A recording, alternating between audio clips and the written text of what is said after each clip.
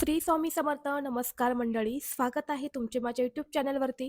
आजचा दिवस तुम्हाला खूप छान सुखाचा, आनंदाचा जाऊ, हीच मी स्वामींच्या चरणी प्रार्थना करते आणि आज या नवीन व्हिडिओला सुरुवात करते.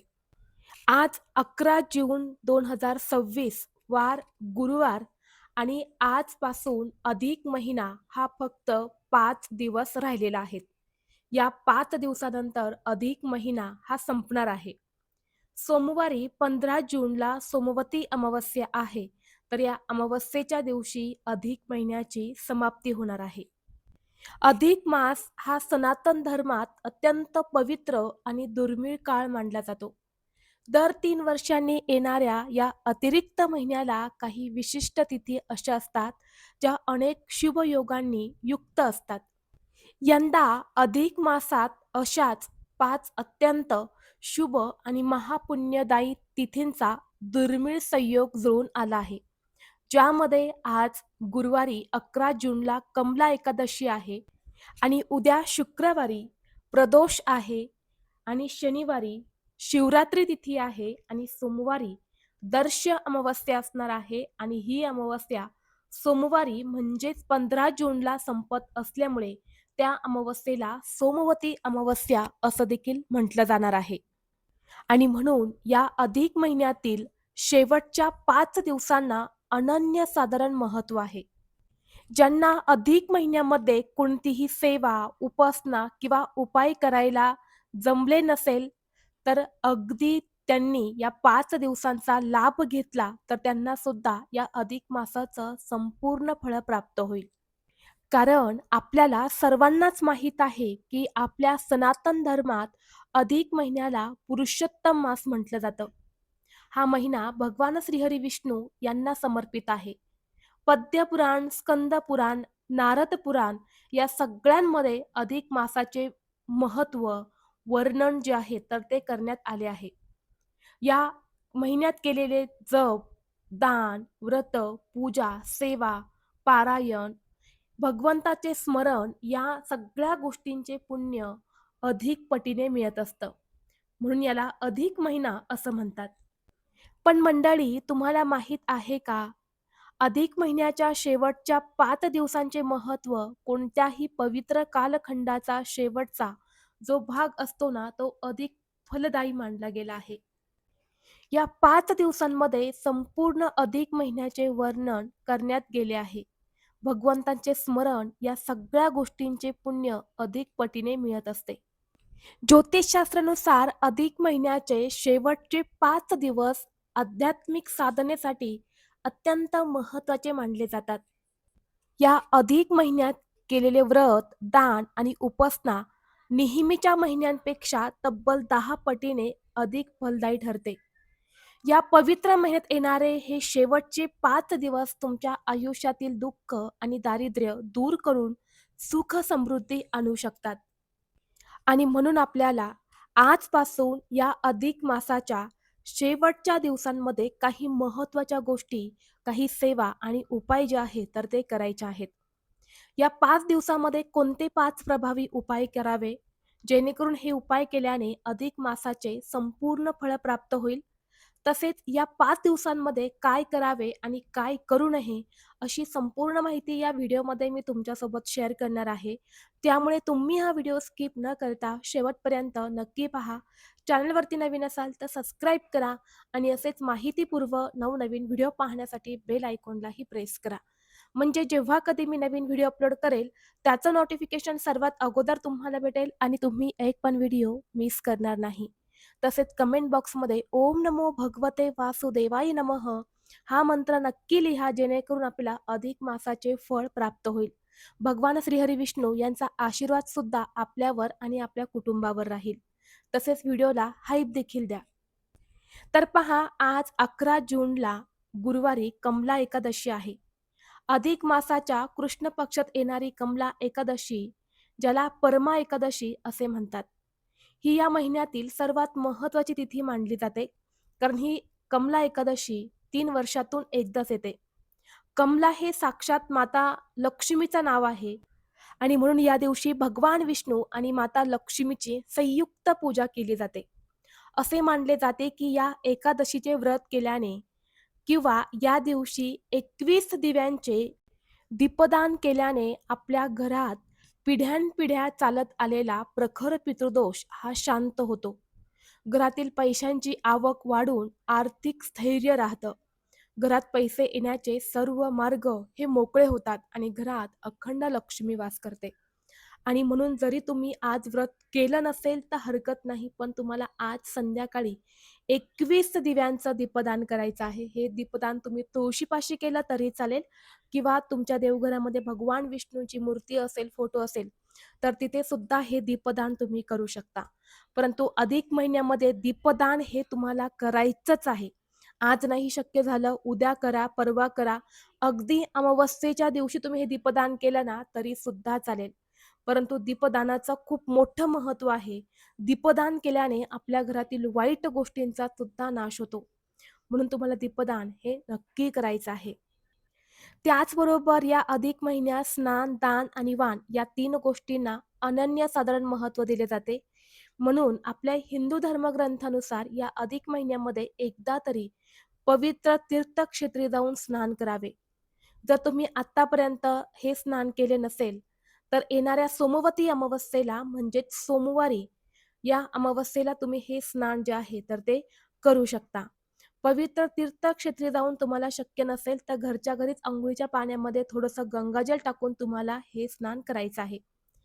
एवढेच नाही तर या स्नानासोबत तुम्हाला दान सुद्धा करायचं आहे. तुमच्या यथाशक्ती तुम्हाला जे काही दान करणं शक्य होईल ते दान तुम्हाला करायचंच आहे. तसेच या महिन्यामध्ये वाण सुद्धा दिला जातो. लेक जावयाला वाण दिला जातो, देवांना वाण दिला जातो, कुलदेवतेला सुद्धा वाण दिला जातो किंवा गाईला सुद्धा या महिन्यामध्ये वाण दिला जातो. कारण गाईच्या पोटामध्ये 33 कोटी देवता वास करतात आणि पृथ्वीवरती या अधिक महिन्यामध्ये 33 कोटी देवतांचा वास असतो. आणि म्हणून गाईला वाण दिल्याने 33 कोटी देवतांचा आशीर्वाद हा आपल्याला प्राप्त होतो. आणि म्हणून तुम्हाला आज एकादशीपासून ते अमावस्येपर्यंत एकदा तरी गाईला 33 धोंड्यांचं दान करायचं आहे. अगदी छोटे-छोटे आकाराचे पुरणाचे 33 धोंडे बनवायचे आहेत. त्याचा नैवेद्य सर्वप्रथम आपल्या देवघरातील देवांना दाखवायचा आहे आणि यानंतर ते धोंडे तुम्हाला गाईला खाऊ घालायचे आहेत. यामुळे तुम्हाला संपूर्ण अधिक मासाचे फळ जे आहे तर ते प्राप्त होते. तसेच उद्या शुक्रवारी प्रदोष आहे. प्रदोष हे व्रत भगवान शंकरांना समर्पित असते. परंतु जेव्हा हे व्रत अधिक मासात येते तेव्हा याचे आध्यात्मिक महत्त्व शतगुणी होते. आणि म्हणून या अधिक मासातील प्रदोष व्रताच्या दिवशी संध्याकाळी भगवान शिवशंकरांची पूजा केल्याने कुंडलीतील चंद्रदोष दूर होतो, मानसिक शांतता मिळते आणि आरोग्याच्या संबंधित ज्या काही तक्रारी आहेत किंवा जे काही आजार आहेत तर ते 100% दूर होतात. म्हणून तुम्हाला उद्या शुक्रवारी प्रदोषच्या दिवशी संध्याकाळी शिवलिंगाची पूजा करायची आहे. कारण प्रदोष म्हणजे संध्याकाळी आणि संध्याकाळच्या वेळेमध्येच भगवान शिवशंकरांची पूजा केली जाते. शिवलिंगावरती 1 लोटा जल अर्पण करून बेलपत्र, पांढरी फुलं अर्पण करा आणि 108 तांदूळ तुम्हाला अर्पण करायचे आहे. 108 तांदूळ घेताना ते अखंड घ्या. कुठलेही तुटलेले, फुटलेले असे घेऊ नका. जेव्हा तुम्ही हा उपाय किंवा ही सेवा या अधिक मासामध्ये प्रदोषच्या दिवशी करतात, तर नक्कीच तुमच्या सर्व इच्छा मनोकामना ह्या पूर्ण होतात. मंदिरामध्ये जाणं शक्य नसेल, तर तुमच्या घरीच जर शिवलिंग असेल, तर तिथे हा उपाय तुम्ही करू शकता. तसेच 13 तारखेला म्हणजे शनिवारी मासिक शिवरात्र आहे. आता प्रत्येक महिन्यामध्ये शिवरात्र येत असते आणि या अधिक मासातील ही शिवरात्री अत्यंत पवित्र आणि पुण्यदायी मानली जाते. जीवनामध्ये अनेक संकटांना सामोरे जावं लागत असेल, संतती प्राप्त होत नसेल, तुमच्यावरती एखाद्या गोष्टीचं कर्ज आहे, कर्ज हे वाढत असेल, तर यासाठी सुद्धा आपल्याला या शिवरात्रीच्या दिवशी शिवलिंगाची पूजा करायची आहे. महाशिवपुराणामध्ये सांगितलेले काही उपाय जे आहेत, तर ते तुम्हाला या दिवशी करायचे आहेत. जसे की शिवलिंगावरती 108 बेलपत्र अर्पण करावे, शिवलिंगावरती दुधाचा अभिषेक करावा, काळे तीळ अर्पण केल्याने पितृदोष दूर होतो, मनातील इच्छा पूर्ण होतात आणि म्हणून या दिवशी सुद्धा तुम्हाला भगवान महादेवांची पूजा करायची आहे आणि यांच्यासोबतच भगवान विष्णूंची सुद्धा सेवा करायची आहे. त्यानंतर 14 तारखेला म्हणजे रविवारी अमावस्या सुरू होणार आहे.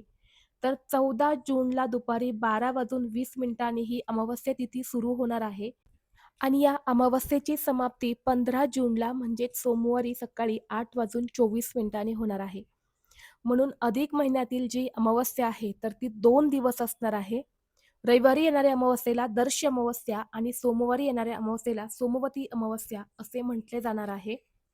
तर रविवारी या दर्श अमावस्येच्या दिवशी तुम्हाला संध्याकाळी 6 वाजल्यापासून ते 9:30-10 वाजेपर्यंत आपल्या मुख्य प्रवेशद्वारावरती एक शुद्ध गाईच्या तुपाचा दिवा लावायचा आहे आणि घरामध्ये महामृत्युंजय मंत्राचा जप करायचा आहे.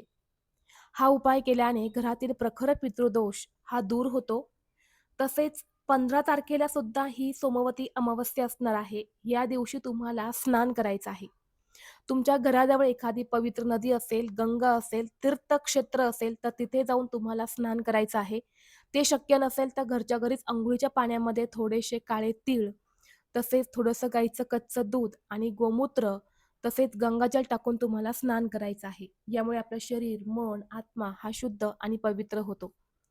तसेच या सोमवती अमावस्येला संध्याकाळी एका वाटीमध्ये थोडासा दही भात घ्यायचा आहे आणि हा दही भात आपल्या संपूर्ण घरामध्ये फिरवून आपल्या मुख्य प्रवेशद्वारावर उतरवून घ्यायचा आहे आणि घराच्या बाहेर जाऊन तो निर्जन ठिकाणी तुम्हाला टाकून द्यायचा आहे.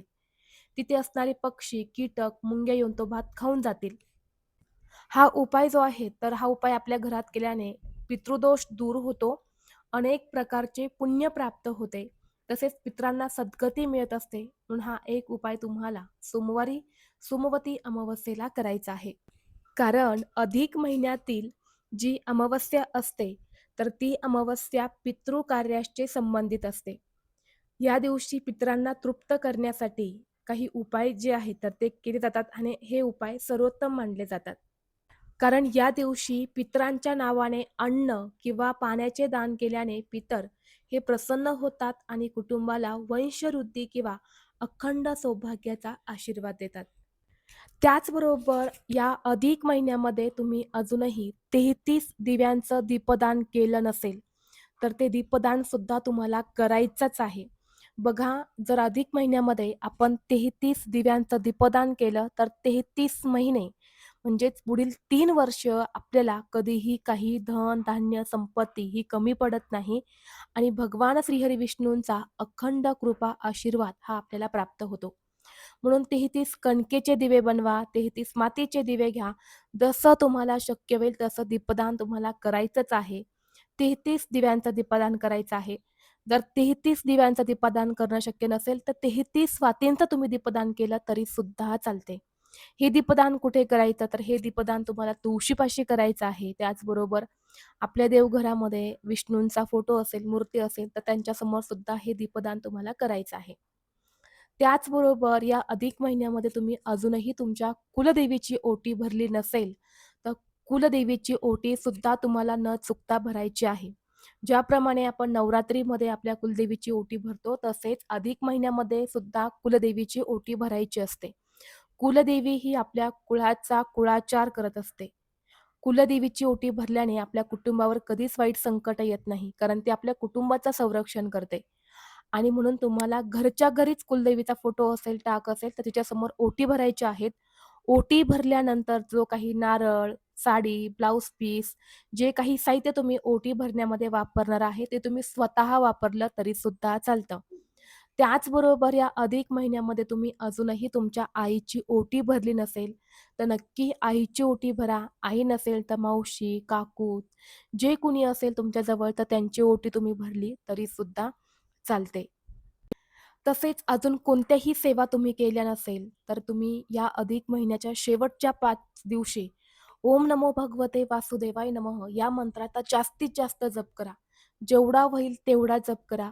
तसेच विष्णू सहस्रनामाचं पठण करा. अगदी 1 वेळा केलं ना तरी सुद्धा चालेल, परंतु नक्की पठण करा. तसेच श्रीमद भगवद्गीतेमधला 15वा अध्याय सुद्धा तुम्ही वाचू शकतात. ह्या सेवा अगदी छोट्या-छोट्या आहेत, परंतु खूप जास्त पटीने पुण्य या सेवेचं मिळत असतं.